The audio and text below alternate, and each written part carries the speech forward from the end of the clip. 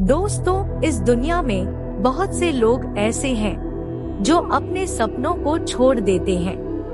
बहुत ही ज्यादा प्रयास करने के बावजूद भी सफलता नहीं मिलती तो मन में हार मानने का विचार आता है।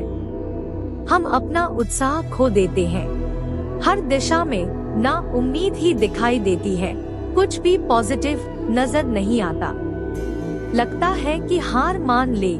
यदि आप भी ऐसा सोच रहे हैं तो मैं कहूँगी नेवर गिव अप। फिर भी दोस्तों, आप हार मान चुके हैं और आपको लगता है कि आप आगे कुछ नहीं कर पाएंगे, तो मेरे इस कहानी को पूरा जरूर देखिएगा।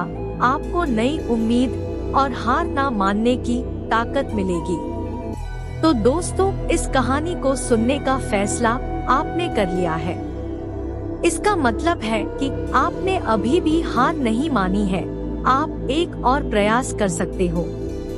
दोस्तों, आप अपने अंदर झांक कर देखिए। आपके अंदर शक्ति मौजूद है, उसे पहचानो, उसे अपने शरीर से बाहर निकालो। आप जो भी करना चाहते हो उसे कर सकते हो। एक विजेता बनना कोई मुश्किल काम नहीं है। हर व्यक्ति एक विजेता है। आपके अंदर एक विजेता है।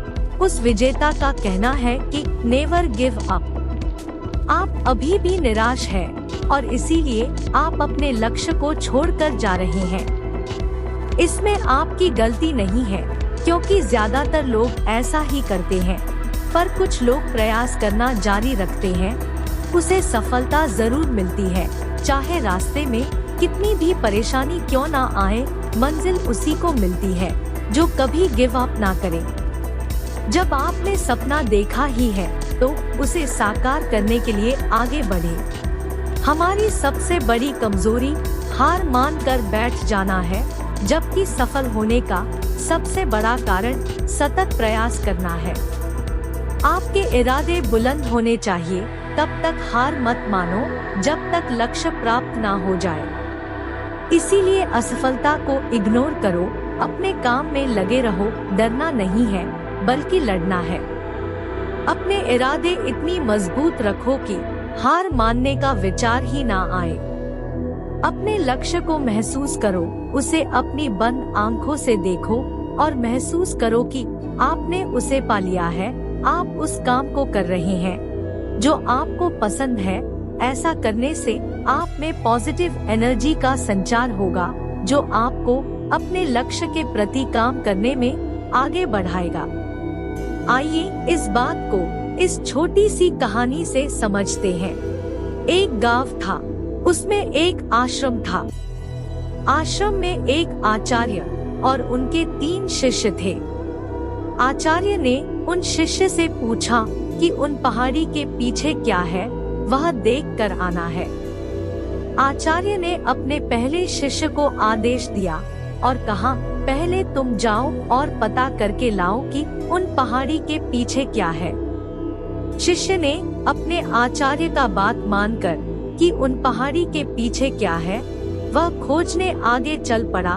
रास्ते में कई सारी मुश्किलों का सामना करके वह आधे रास्ते तक पहुंचा। बाद में उसके मन में नेगेटिव विचार आने लगे और वह पीछे मुड़ने का फैसला कर लेता है। वह शिष्य वापस अपने आश्रम चल पड़ता है। आश्रम लौटने के बाद वह उदास मन से कहता है कि मैं आधे रास्ते से ही लौट आया। फिर आचार्य ने दूसरे शिष्य को आदेश दिया कि तुम उस पहाड़ी के पीछे क्या है, वह खोज के लाओ। आचार्य के आदेश से वह दूसरा शिष्य अपने मार्ग पर चल पड़ा। पहले शिष्य की तरह उन्हें भी शुरुआती रास्ते में बहुत सारी कठिनाई और मुश्किलें आई, फिर भी वह आगे बढ़ा। लेकिन चलते चलते वह थक गया और मन में सोचने लगा कि अब कितना दूर है, अब मुझसे चला नहीं जाता, मैं क्या करूं? उसके मन में भी नेगेटिव विचार आने लगे और उसने भी गिव अप कर दिया। अंत में आचार्य ने अपने तीसरे शिष्य को आदेश दिया और कहा कि अब तुम जाओ और पता करके आओ कि उस पहाड़ के पीछे क्या है। वो शिष्य तुरंत ही आदेश मानकर अपने मार्ग पर चल पड़ा। मार्ग में आने वाली बाधा और मुश्किलों के बाद भी वह आगे बढ़ता रहा। वह चलते चलते थक भी जाता, फिर भी वह आगे बढ़ता रहा। जब भी वह थक जाए तो थोड़ा आराम कर लेता। वह सोचता कि अब थोड़ा ही दूर है, मुझे हार नहीं मानना है, मुझे बस चलते रहना है। ऐसे सकारात्मक सोच के साथ वह आगे बढ़ता रहा और उसे वह पहाड़ दिख गया। वह पहाड़ इतना बड़ा था कि वह आसानी से उस पर चढ़ ही नहीं सकता था। फिर भी उसने हार नहीं मानी और वह पहाड़ चढ़ गया। और उसने पहाड़ के पीछे जो नजारा देखा, वह देखकर वह मंत्रमुग्ध हो गया। वह वापस अपने आश्रम की ओर चल पड़ा। दोस्तों, क्या आप वही गलती तो नहीं कर रहे हैं जो पहले 2 शिष्य ने की थी? बहुत से लोग हैं जिन्होंने सफलता के इतने करीब होने पर हार मान ली। क्या आप भी तो ऐसा नहीं कर रहे हैं ना? लोग परिस्थिति और प्रॉब्लम से डर जाते हैं और अपना कदम पीछे खींच लेते हैं।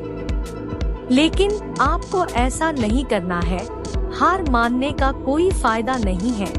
सिर्फ जीत पर फोकस करो और फिर से कोशिश करो और हर बार ऐसा करते रहो जब तक आप जीत ना जाओ।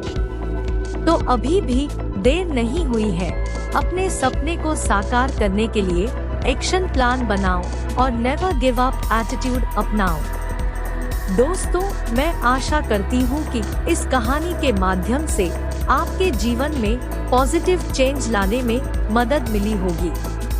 अगर आपको यह कहानी अच्छी लगी है तो अपने फ्रेंड्स पर, परिवार में इस वीडियो को शेयर करें।